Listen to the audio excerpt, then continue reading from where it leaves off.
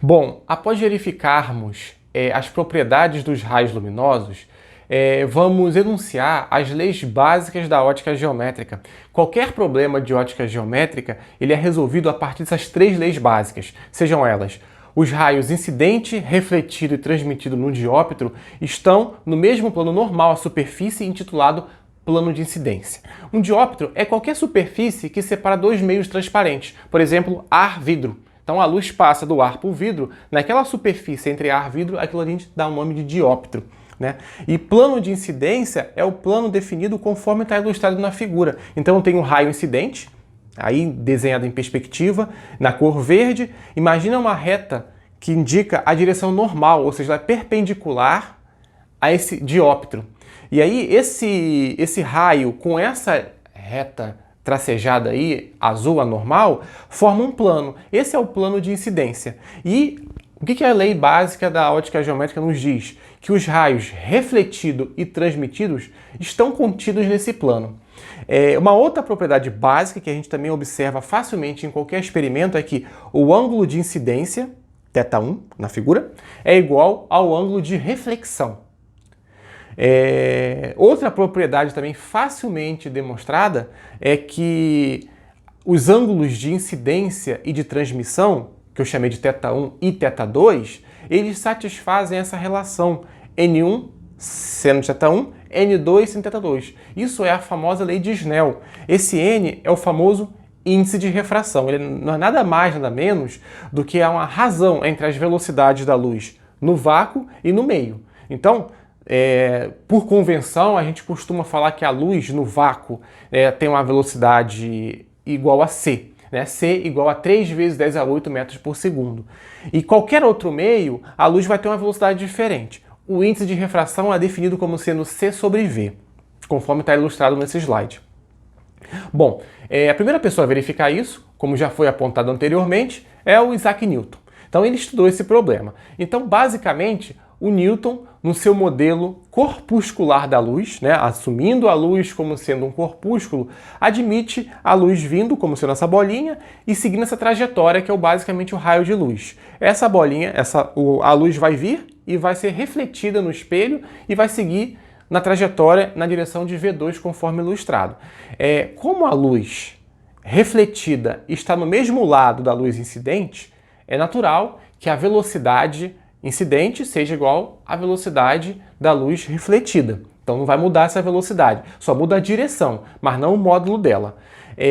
Então o que a gente vai fazer aqui? Qual foi a ideia do Newton, né? Essa velocidade não muda em módulo. Então vamos decompor essa velocidade em componente perpendicular e componente horizontal. Eu vou chamar de H e V. Então, por exemplo, o V1 é V1H, a componente horizontal, e V1V, a componente vertical.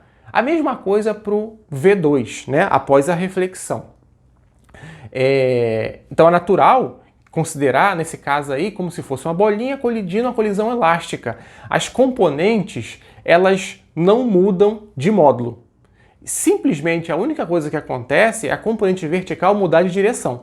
Se antes ela estava para baixo, depois da reflexão ela fica para cima, conforme ilustrado na figura. E conforme está ilustrado no slide aí, vocês podem ver. V1H é igual a V2H, V1V é igual a menos V2V. Então agora vamos olhar com mais detalhes a geometria desse problema. Ótica geométrica, a gente sempre vai voltar na geometria. Obviamente, resolver o problema de ótica geométrica vai requerer a gente a considerar a geometria do problema, né? Então, considerando o raio de luz, né, passando pelos pontos A, C, conforme está ilustrado na figura aí. E vamos considerar esse triângulo. Triângulo, conforme ilustrado, ACB.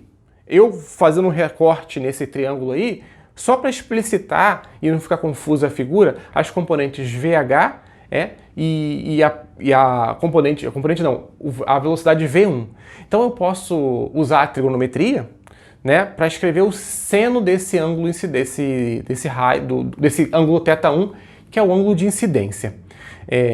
Usando a propriedade de que as componentes H não mudam, ou seja, V1H é igual a V2H, a gente escreve automaticamente que V1 seno de θ é igual a V2 seno de θ'. Então, a princípio, eu não sei que θ1 é igual a θ2', mas A única possibilidade, sabendo que as velocidades V1 de um lado é igual a V1 do outro, então eu corto esses V1s que estão aí, eu vou ter que seno de θ1 é igual a seno de θ1'. E isso só é satisfeito se θ1 for igual a θ1' conforme ilustrado. Então assim, né, Newton explicou uma coisa que se vê cotidianamente, né, sempre que você incide um raio de luz numa superfície. O ângulo de incidência é igual ao ângulo de reflexão.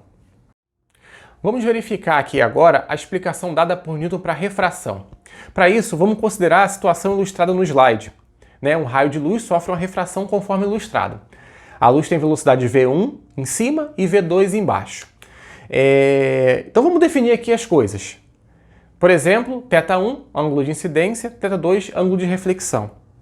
Newton conjecturou, né, que as componentes horizontais, antes e depois da refração, não se alteravam, de forma que V1H é igual a V2H. Outra conjectura do Newton foi que o módulo da componente vertical mudava, ou seja, ela não se conservava. Então, de imediato, a gente já vê que a velocidade antes é diferente da velocidade depois, ou seja, a velocidade da luz muda ao passar de um meio para o outro. Para a gente ver e chegar no resultado que o Newton chegou, vamos considerar um intervalo de tempo ΔT. Esse intervalo de tempo ΔT é o intervalo de tempo gasto para a luz ir do ponto A até o ponto C, ou do ponto C para o ponto E. Então, o mesmo intervalo de tempo que eu estou considerando aí. Sabendo que as componentes horizontais são iguais, a gente conclui que a distância AB é igual à distância DE, conforme está aí representado na figura e ilustrado no desenho. Vamos olhar com mais detalhes esse desenho.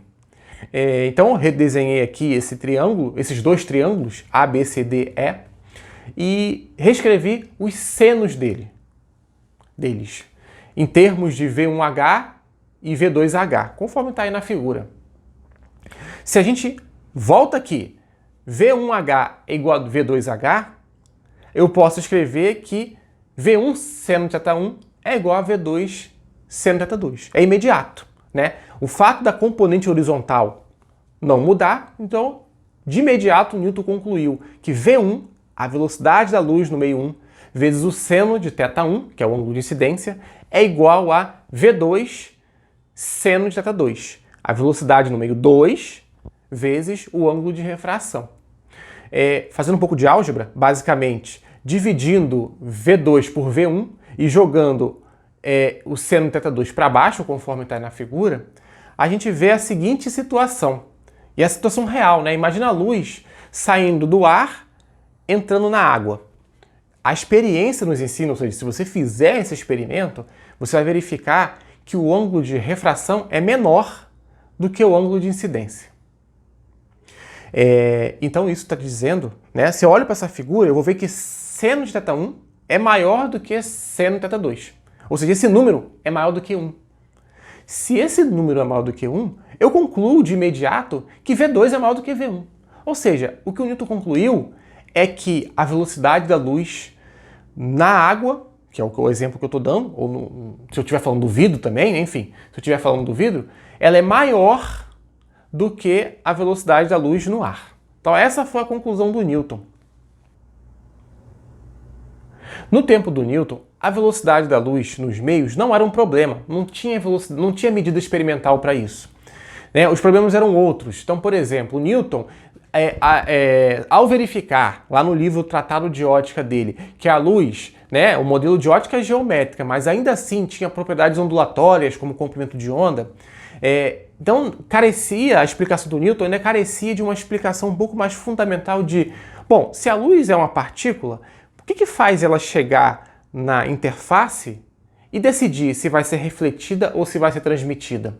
Então, Newton fez, inclusive, uma continuação dessa teoria, o que ficou conhecido como teoria dos acessos. Então, essa partícula de luz, segundo Newton, ela vinha acompanhada de um acesso. E esse acesso, ao chegar no dióptro, ele dizia se a luz deveria ser refletida ou ser transmitida. Claro, é um modelo elementar, era uma conjectura do Newton.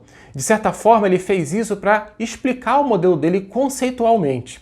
É curioso que, obviamente, essa teoria do acesso, depois ela foi refutada, sobretudo depois que viu-se que a luz correspondia muito bem ao modelo ondulatório. Essa teoria foi refutada, mas ela voltou à cena, né, de forma parecida com a mecânica quântica. Então acaba sendo uma curiosa coincidência entre essa teoria proposta pelo Newton, lá pelos anos de 1700, com a mecânica quântica. Obviamente são teorias diferentes, não existia mecânica quântica em 1700, né? Mas é uma coincidência científica.